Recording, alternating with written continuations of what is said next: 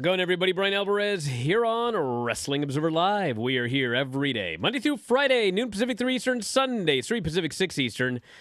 Well, it's Tuesday on the show. I'm still testing positive for COVID, so I'm in a fabulous mood here today. And boy, we got a lot to talk about. Oh, man, I get to do so I think it's the first time I'm doing a Raw report racked with COVID, so that should be fun. We'll talk about that here today on the show. We'll talk about Edge turning babyface. He's been kicked out of the group that he started by a guy who was kicked out of a group that he started. That was ironic. Talk about the return of John Cena, because we need babyfaces, so anybody well over the age of 40 is in line to be top WWE babyface at this point. Toni Storm talks about how she was crushed, her love for wrestling destroyed by WWE. We've got King of Pro Wrestling stipulations for the upcoming match, plus the full lineup for the show that's coming up on my birthday, in fact. New Japan Dominion, June 12th. You can send your gifts now if you'd like, everybody. We've got Hell in a Cell SmackDown Go Home ratings. We have ratings for AEW Rampage, which was back to its normal time slot and did not do a good number. We'll tell you about that. Plus, tonight is everyone's favorite show. At least I'm stuck in quarantine and can watch. Actually, I think now technically it's isolation. Yeah. It's quarantine when you're negative, but when you're positive, it's isolation. It's exactly the same. They just change the words to make you feel like you're in prison. But anyway, in isolation tonight, I'll be watching NXT 2.0. We can talk about that tomorrow. That will be very fun. And so much more. If you want to text, it's 425-780-7566. That is 425-780-7566. Mike Sempervive joins us after the break. Wrestling Observer Live.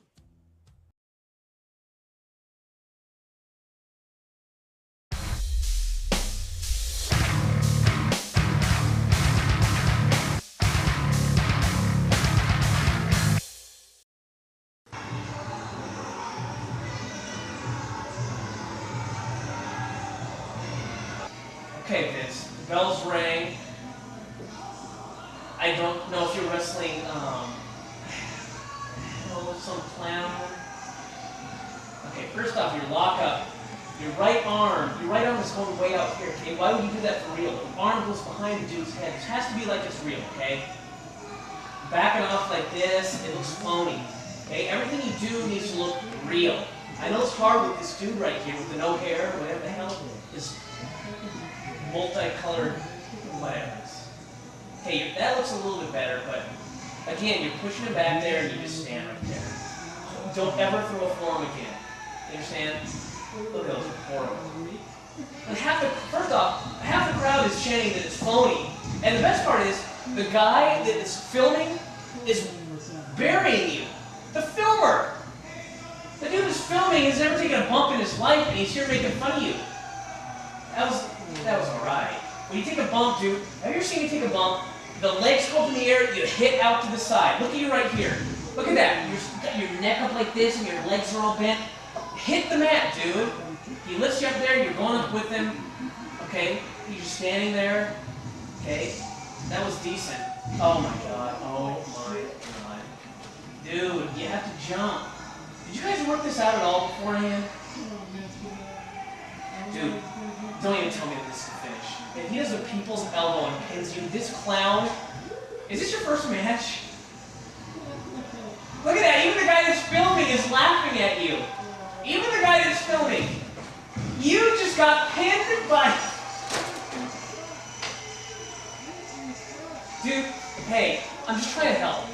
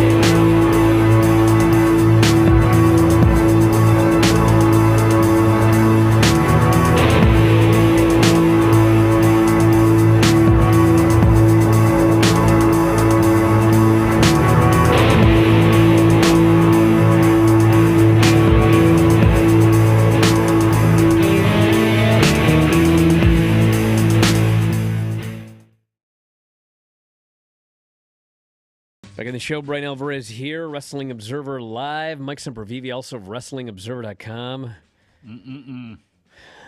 Dealing with the doctors, are you? I hear from one more internet doctor, I'm going to be really angry.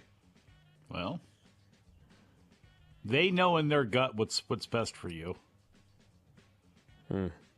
Hey, listen. What's up? Nothing really.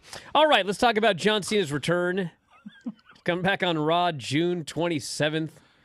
I got to build up a head of steam for the Raw report because I really used most of my best material last night with Dave. I hit my wall on this stupid show. Show is so dumb. Well, like I've come to kind of a weird conclusion right here, which is like, a lot of people, and these are like some smart people actually, like Bryan Danielson.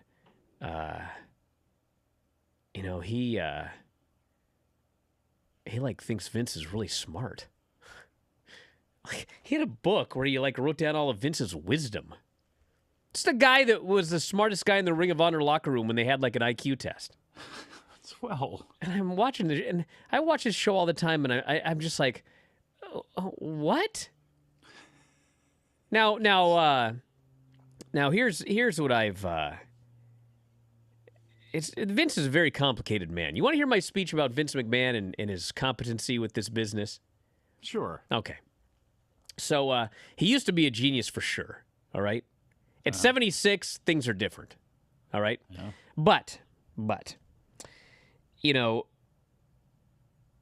I can kind of understand what Bryan Danielson's talking about because the thing that will always stick with me is you guys remember when Roman Reigns, they wanted him to be the top babyface, but they wanted to make sure that he was cheered. It was very important to them that he got cheered in the role as top babyface. And he kept getting booed, all right? Now, Vince came up with one idea after another to get this guy cheered. And if you really break it down, like none of them worked, okay?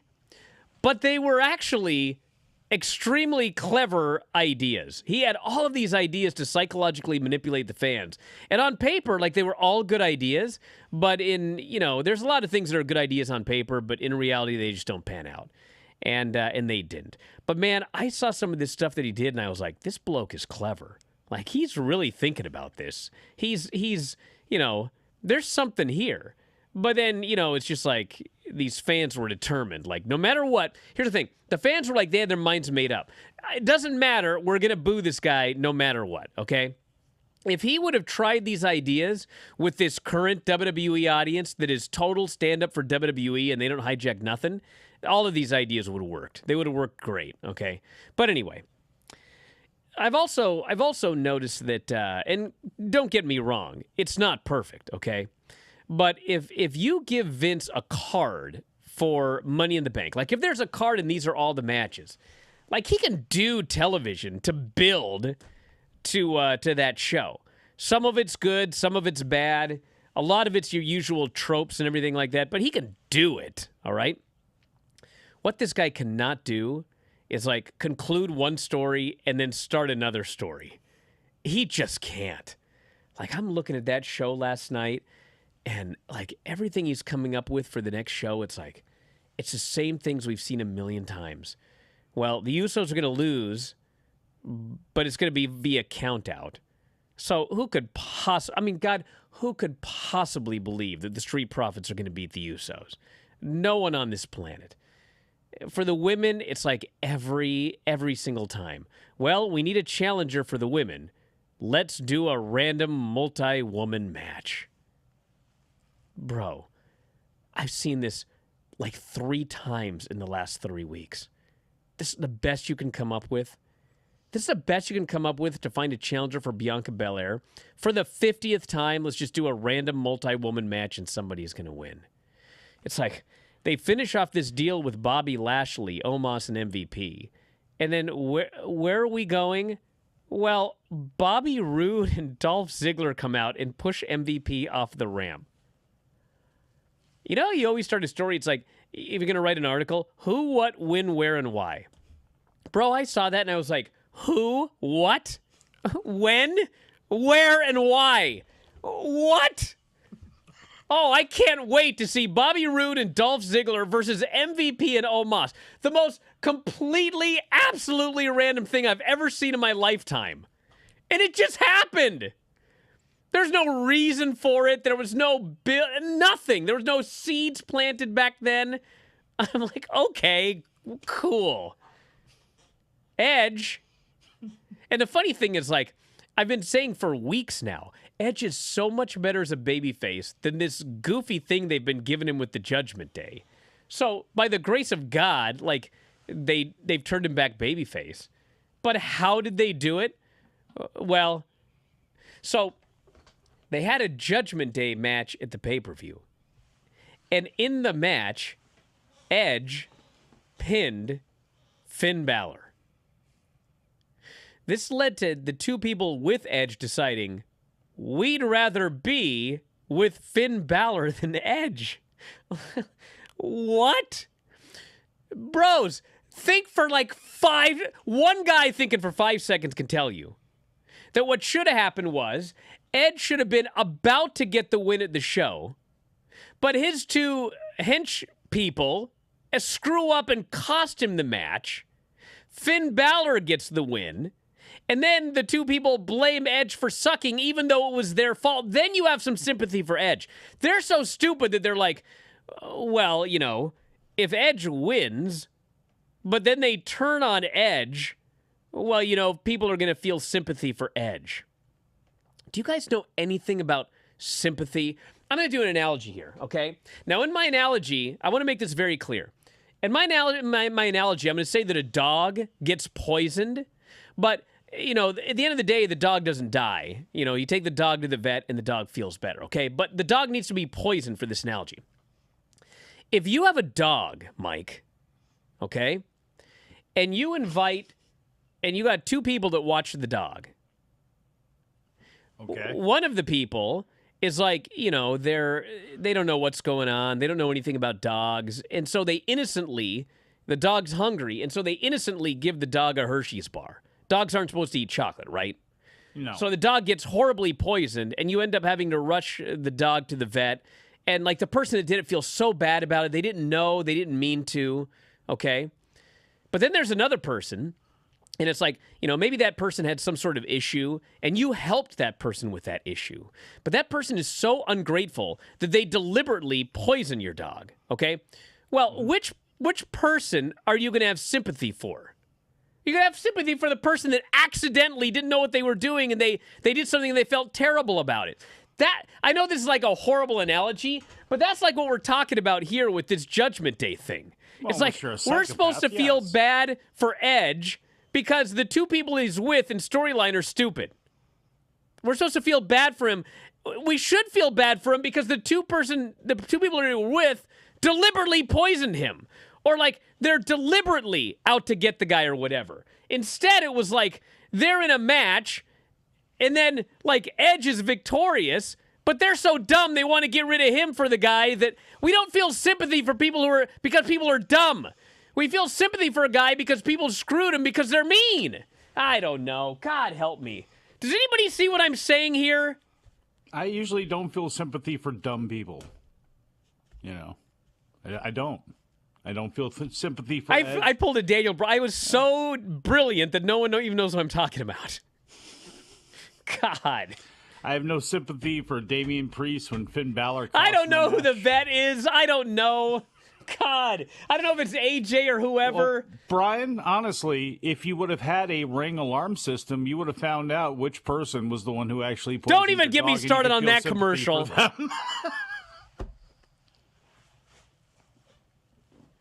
God. I hope it plays next.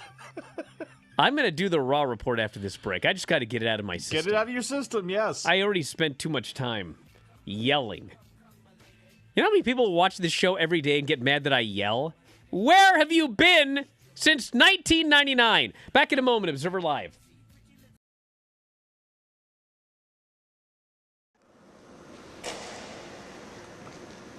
Well, the pool here pretty much wraps up this tour. You can see 4'3".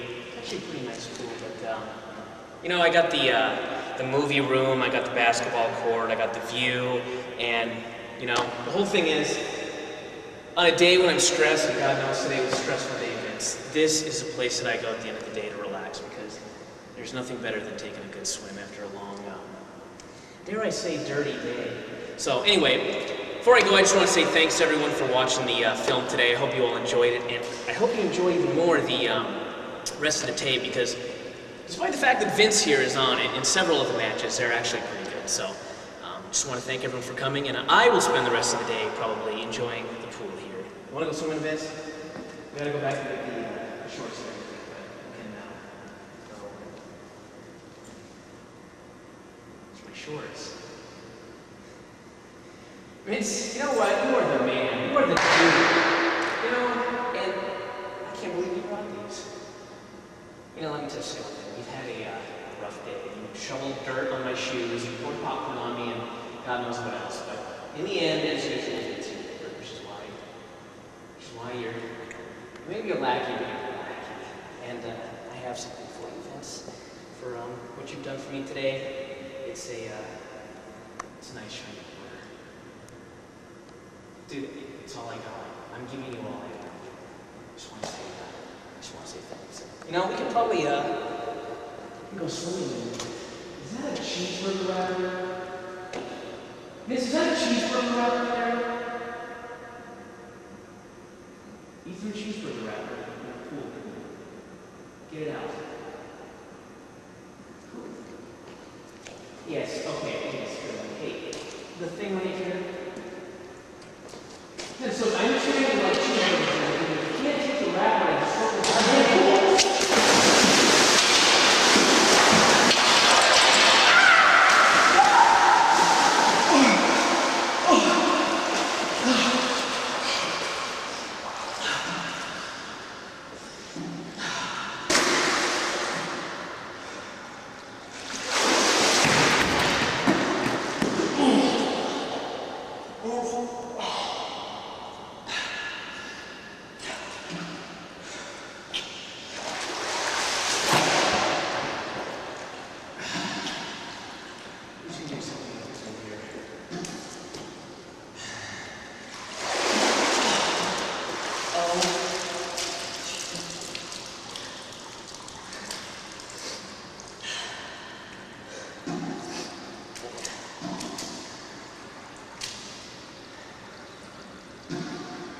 Maybe you brought a towel with you as well.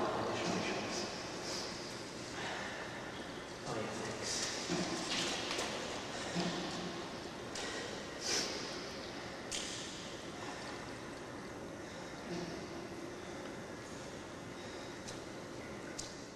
Bryan Alvarez here, Wrestling Observer Live. Mike Sempervive, also of WrestlingObserver.com. I'm going to do the Raw Report, so everyone get out of my way. This show opened up with a Cody Rhodes promo where he came out and he's the biggest babyface on the history of the planet Earth. And he's crying and they're chanting, "Thank you, Cody." And they're doing Cody chants and he's selling his arm huge and he's doing his singing thing with the one arm. And finally Seth's music hits and Seth comes out and says, "Listen, I still don't like you, but you beat me 3 times and I respect you. And your father would be proud of what happened last night." And he shakes Cody's hand. He limps out of the ring, not doing his dancing or his stupid laugh or anything.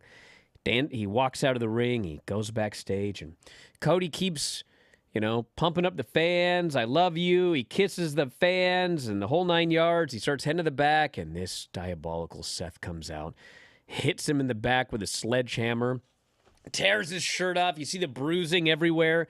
He beats on him as these idiot security guys just stand there like morons. And that's the end of Cody for a while. And the key was that Cody, before he got beaten up again, was suggesting that he might be back in 4 weeks to win the Money in the Bank contract so that he could get his championship match. Because that's the whole story of Cody, is he wants to get this title. So this was the best thing on the show. And the show was all downhill from there.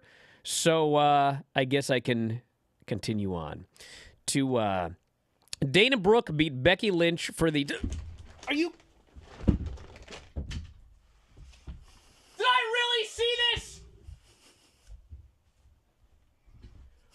Usos. Dude.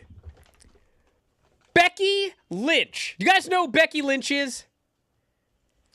I do. Becky Lynch is in a championship match the night before, okay? Yeah. She has the match won, but the pin is stolen from her, okay? So now they have another random women's match in the main event to determine a number one contender. And even though she had the win the night before but was screwed, oh, she's not in this match. No, she's in the opener for no reason against Dana Brooke. So the match starts, all the 24/7 nerds run out, and they're going all crazy. In the melee, Dana Brooke rolls up and pins Tozawa. She's now the 24/7 champion. Becky's like, dude, what is going on here? I challenge you right now for that 24/7 title. So it is, in fact, Becky Lynch versus Dana Brooke for the 24/7 title. Asuka's music hits. Becky is distracted. Dana Brooke rolls up and pins Becky Lynch to retain the 24/7 title. Bro, all you nerds out there listening right now, none of you had the balls in the prediction contest to predict that Becky Lynch would face Dana Brooke for the 24/7 title and get pinned. Dude, I would have made you a plaque the size of this house if you would have predicted that and won. But no, none of you were in a contest where you're encouraged to say something crazy. None of you came up with something that nutty. Then we have a Miz TV segment where Riddle comes out. You guys know Riddle? Yeah, Riddle was in the main event of the previous pay-per-view, and he was pinned in the middle of the ring by Roman Reigns. Riddle then went on to get a championship match with Shinsuke Nakamura against the Usos on Friday, and he also got pinned in that match. Well, now he comes out and he decides, I want a championship match against Roman Reigns. So, of course, he's going to get a championship match. So they end up with Maurice out there, and they talk about, speaking of balls, Riddle goes, you have tiny balls. I was so caught off guard. This was the second best thing on the show. I thought they were going to do one of their usual WWE things where they do like some euphemism or whatever. I laughed and laughed at Riddle's delivery. And anyway, then Riddle gets attacked by Ciampa. Because, of course, why not? And then we never see Ciampa again, like we haven't for weeks. And then Riddle faces The Miz, and he tears his pants off. Miz is getting heat on Riddle in his underwear. Maurice throws in the purse, and Miz tries to use it, but Riddle avoids it. It's the RKO and wins. So now for sure he's in line for a championship match because, he beat The Miz in his underwear. We had the Street Profits versus the Usos, and no one's allowed to beat the Usos, which leads to programs where no one believes that anyone can actually win the belts from the Usos, so nobody cares. So we have a championship contenders match. If the Street Profits can beat the Usos, they can get a championship match. So they have a 16-minute match where about 14 minutes is them just beating incessantly on the Street Profits. Finally, the Street Profits make a comeback. They end up outside. The Street Profits barely beat the count. They win via count out, okay? So if you haven't subscribed to Peacock yet, we got an extra, $5-10 lying around. You can pay your money. So hopefully you'll see the Street Profits beat the Usos via count out in a championship match. Because we know that can happen. A Bobby Lashley segment. Theory came down. They had a flexing contest. Lashley wanted a title match. Theory said you don't deserve it, and so he didn't get it. Veer faced Dominic Mysterio. They went 9 minutes. Veer beat on him for 9 minutes. Dominic got a short comeback. Veer killed him. Veer went to put him in his move to finish him clean in the middle of the ring. And Rey Mysterio ran in and drop-kicked Veer for the DQ because these damn Mysterios are the worst sports imaginable. When you tell your kids, be a good sport? Well, don't have your kids watch Rey Mysterio because these Mysterios are the worst. Judgment Day comes out. as noted, they're going to announce a new member. And long story short, they call out Finn Balor. And Edge says, man, I was so happy when they told them that you wanted to be the new member. Like, that's so great. And then Damian Priest does his promo, and he says, Edge, we learned a lot from you. And what we learned is to get rid of the excess baggage. And so we're prepared tonight to get rid of the final piece of excess baggage. And that's you, Edge. And they turn on Edge, and they beat him up, and they put him through a table, and they leave him for dead. Because at the end of the day, they want to make Edge a babyface. But in fact, Edge didn't turn babyface. The Judgment Day turned heel, even though they're already heels, and they laid out Edge. So if you're wondering why we have no baby faces ever, well, this is classic WWE playbook right here. Omos beat Cedric Alexander in 8 seconds and then was confronted by the Dirty Dogs, as I noted earlier. Why? I don't have any idea. But stand up for WWE. Ezekiel beat Otis in 2 minutes, and then afterwards, Ezekiel, who was beaten clean by Kevin Owens at the pay-per-view, says, I want another match with Kevin Owens.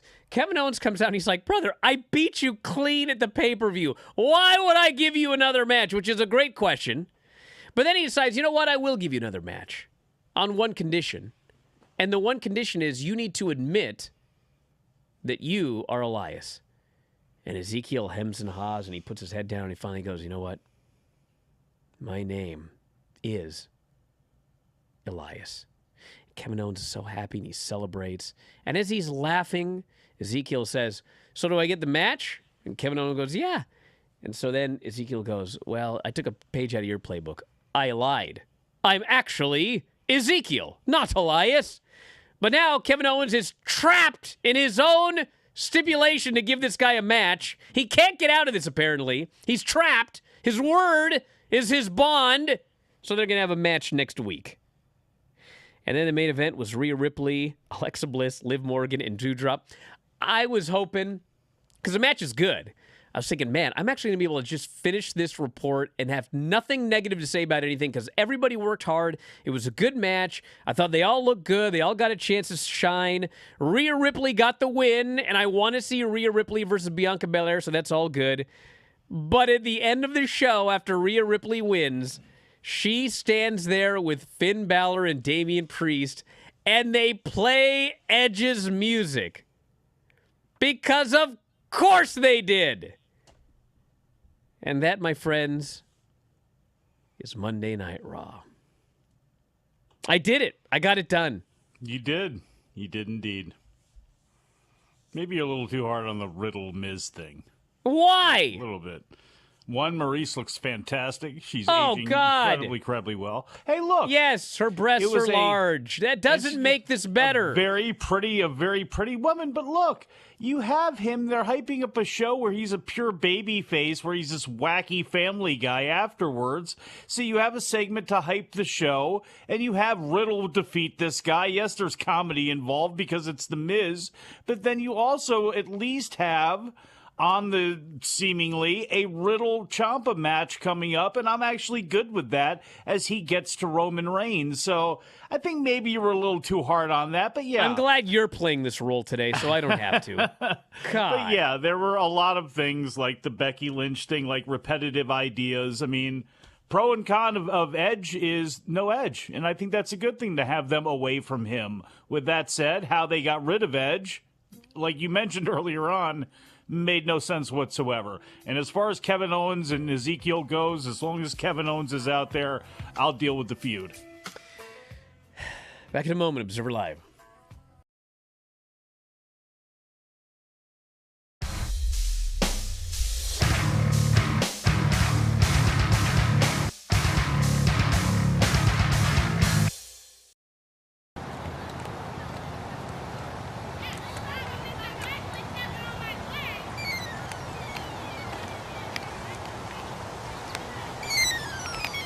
Green Hill. Hello. he's escaped. Do you know which way he was headed? Okay, thank you. Thank you very much. Shoulders.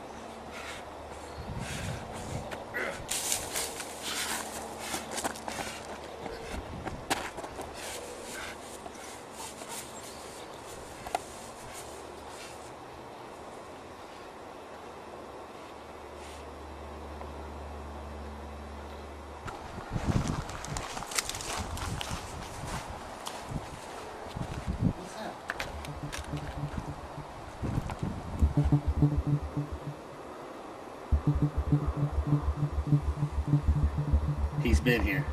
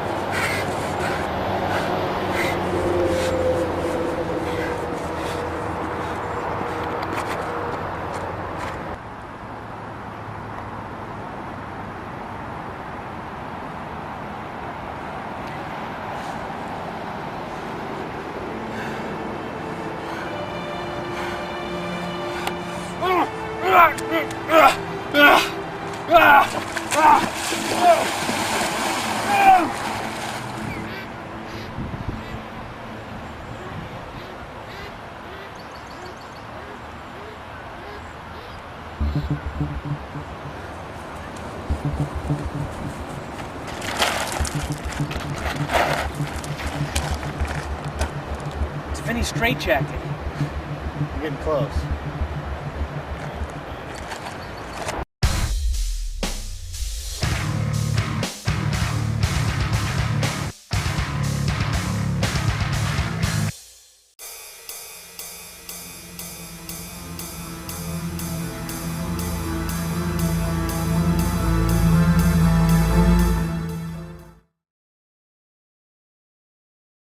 It's ironic.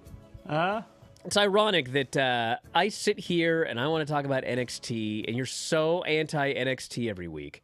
But you are literally exactly what they're looking for. What are you Let's put talking on a about? bad program. But you know What? what? We'll have good-looking women, because Wait a that'll make everything better. Wait a second. Time out. You are really disparaging the stardom that is Maurice, okay? A longtime fixture on WWE programming. Do you remember Bro, are you having booking the Hall of tapes- Fame now? The WWE Hall of Fame? Having the tapes of her standing there in Ohio Valley Wrestling, this woman standing out amongst a whole bunch of other women. Who knew in 2022 she would still be a relevant piece of the WWE entertaining puzzle? What in the world do you entertainment puzzle? determine as relevant? Look, What there's are you talking about? A USA show called Ms. and Mrs. that Bro, they were listen. trying to push last night, which made sense. Look, you're Mike, acting. Mike. There was a lot of bad on that show. I think you're taking that segment and making a mountain out of a molehill. They're doing it. Miz got embarrassed. Watch his stupid show with his wife after this show,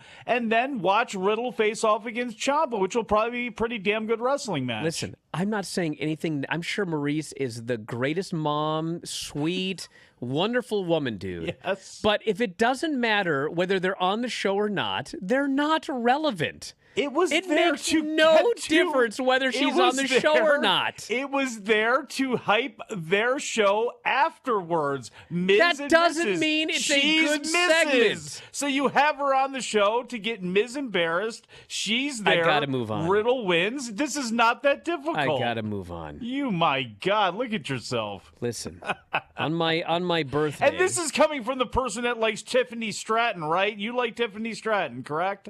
Yeah, but I'm Aren't not going to you sit part here. of the problem? I'm not sitting here Aren't saying you she's part of the relevant.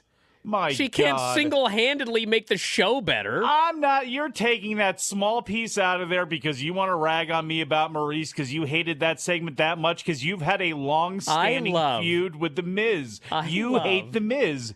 You are emotionally scarred by The Miz and his successes in life. There's and nothing in pro better wrestling. than when you say something like, Maurice is relevant, and then I say she's not relevant, and then you go, oh, you're taking one part of Wait this a against second. me. Wait a second. You said that. She was relevant for the match last night. She was relevant for the segment. They are starting a new season of Ms. and Mrs. So it made sense she was out there with her man. Riddle comes out. They do their comedy BS to get to a dumb match. Bro. You hated it that much? That was the worst thing on the show to you? Matt Riddle is next in line for Roman Reigns for the WWE Undisputed Universal title. A man who cannot be beaten by anybody. But Brian, and the best they could come up with to get there was he's going to beat Miz in a 2-minute match while Miz is in his underwear.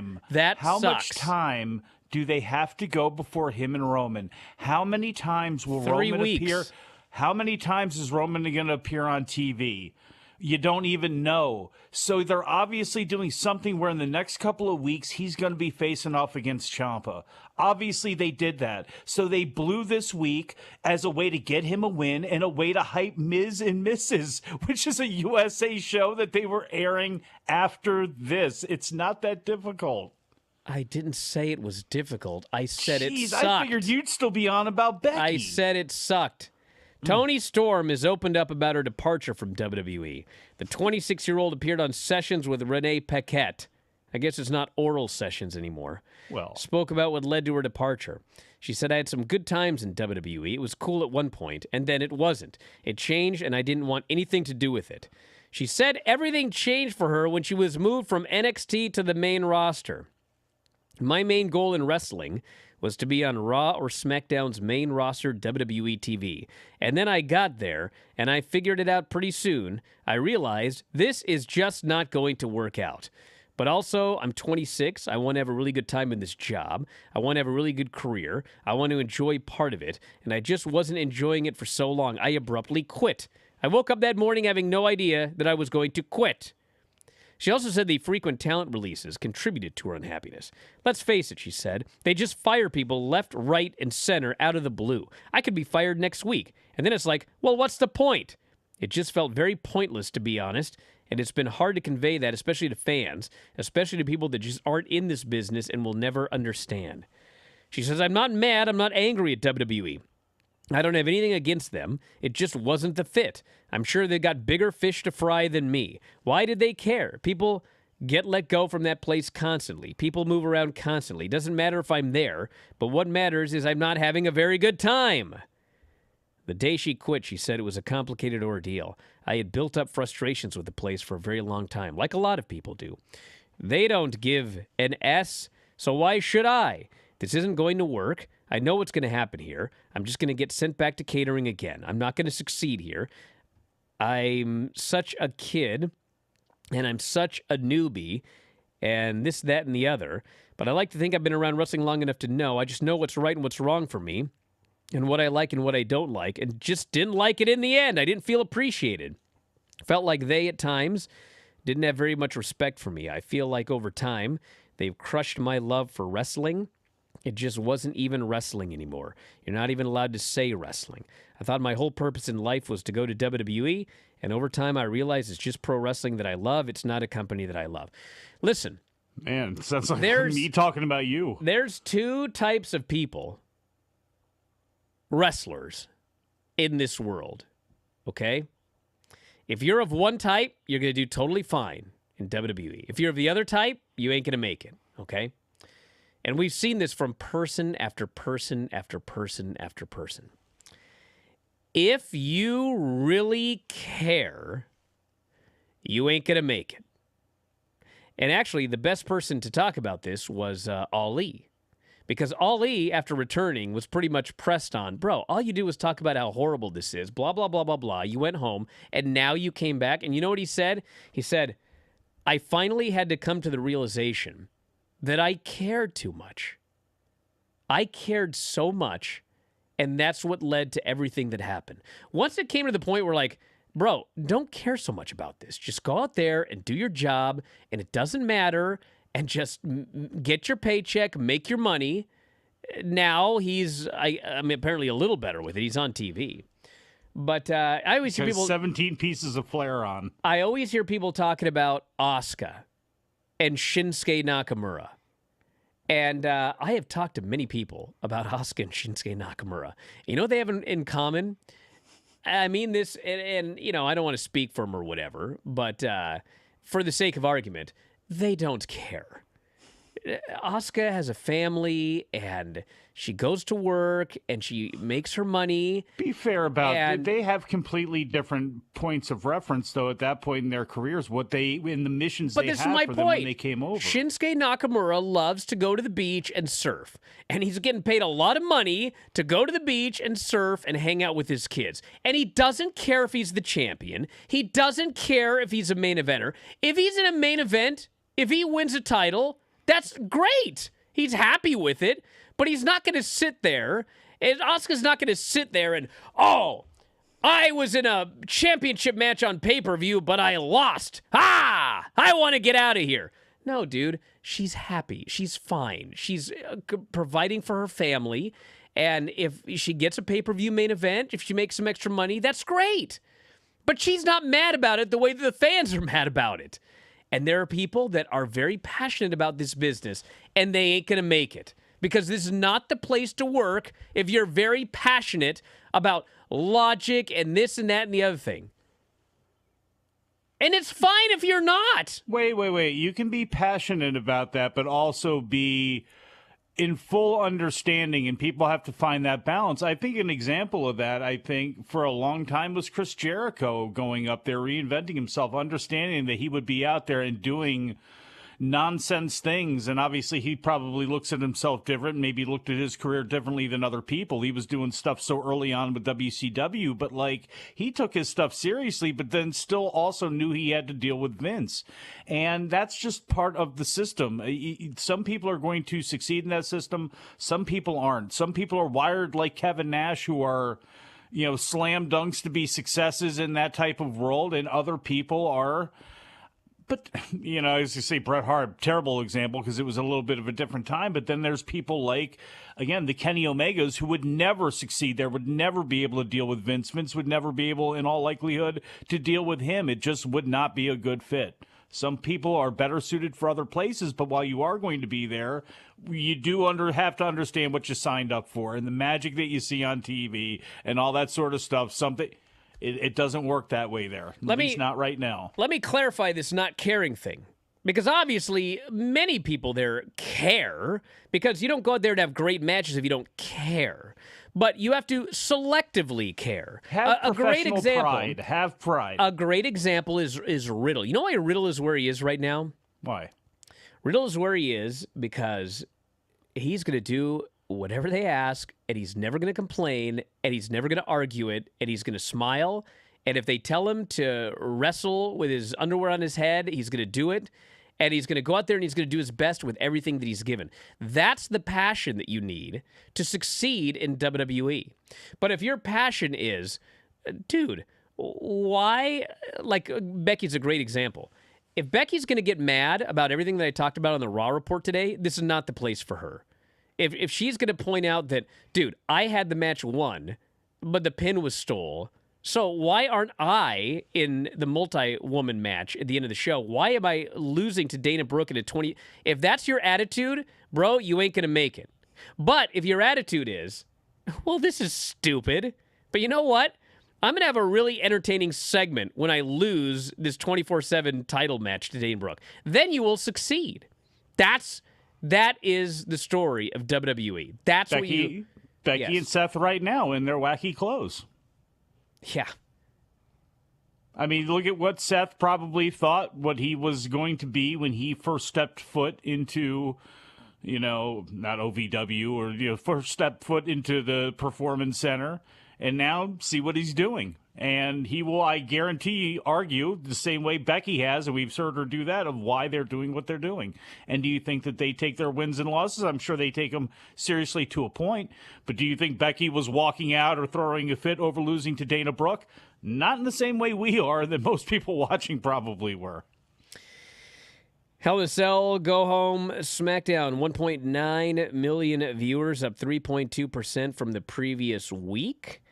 Led all network programming with a .47 in 18 to 49.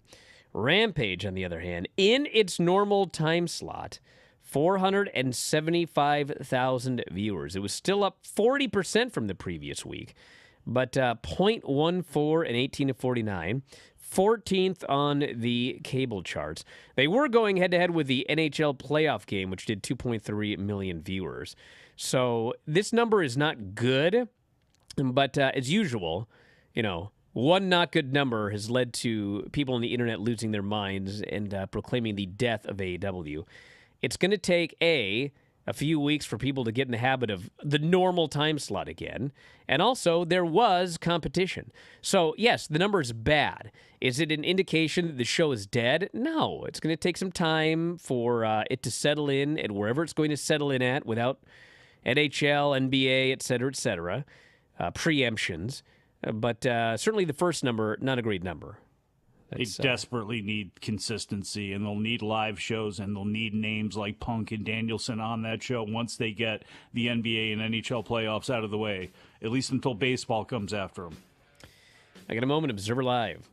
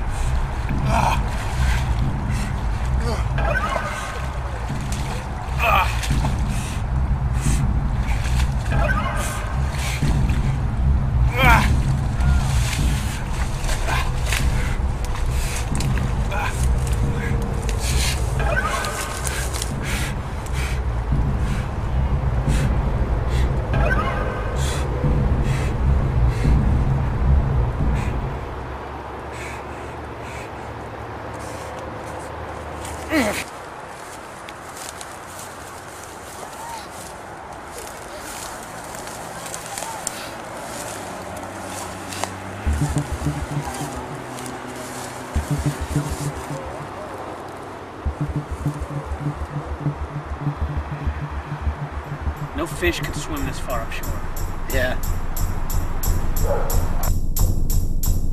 Shoulders ran like the wind, but he could find no peace.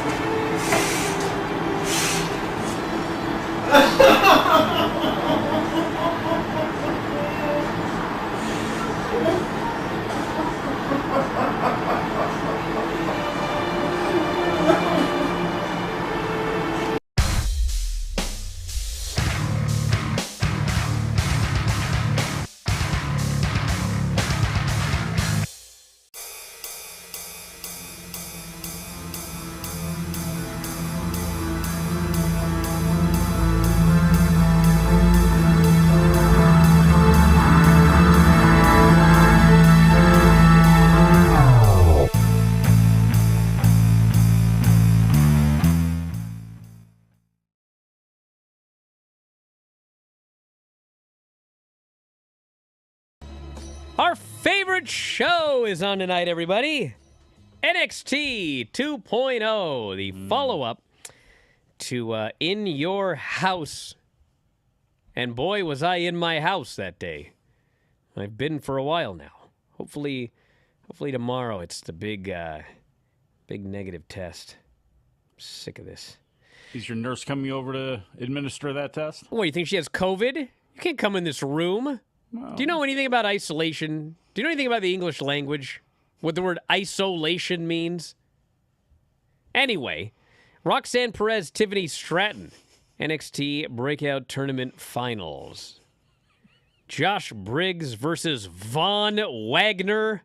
oh boy. Still one of my legitimately favorite NXT names. That's a great name. And in the battle of not great names, Tatum Paxley faces Elbow Fire. Well, All on at the least show there's- tonight. At least there's Tiffany Stratton and Roxy. That'll be fine. I hope. I hope. I mean, well, I can't promise anything on this show. it's true. And keep in mind, by the way, they announced the Breakout Tournament Finals for... By the way, is that the best name in the middle of COVID? A breakout tournament? But anyway, they announced that it would be happening last week, and then it didn't. So none of these matches are guaranteed for tonight, everybody. I was hoping it was on the In Your House. I was very disappointed that it was not. Although we did get a promo out of the two, which that made me laugh. No, I don't know about if Katana Chance is going to be on the show tonight.